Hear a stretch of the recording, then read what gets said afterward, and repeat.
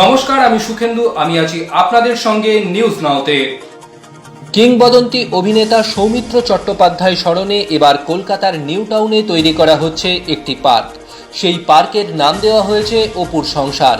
সৌমিত্র চট্টোপাধ্যায় অভিনীত অপুর সংসার ছবির থিমকে কেন্দ্র করে গড়ে তোলা হচ্ছে এই পার্ক। পশ্চিমবঙ্গের রাজ্য সরকারের একটি সংস্থা হিডকো এই পার্ক তৈরির ঘোষণা করেছে। শীঘ্রই শুরু হয়ে যাবে পার্ক নির্মাণের কাজ। এই পার্কেই দেখা মিলবে অপুর সংসারের আদলে নানান কিছু। নিউ টাউনের প্রবীণ নাগরিকদের জন্য গড়া বৃদ্ধাশ্রম স্নেহদিয়া হাউজিংয়ের পাশেই গড়া হচ্ছে পার্কটি। আগামী 2 মাসের মধ্যে এই পার্কের নির্মাণ কাজ শেষ করার লক্ষ্যমাত্রা নিয়ে শুরু হচ্ছে কাজ। হিডকো বছর 2 আগে এই নিউ টাউনেই তৈরি করেছিল সত্যজিৎ রায়ের স্মরণে সোনার কেল্লা নামের একটি পার্ক। বাংলার সংস্কৃতি জগতের আইকনদের শ্রদ্ধার্ঘ্য জানানোর এক অভিনব উদ্যোগ। আরও বিভিন্ন গুরুত্বপূর্ণ খবরের আপডেট পেতে চোখ রাখুন নিউজ নাওয়ে।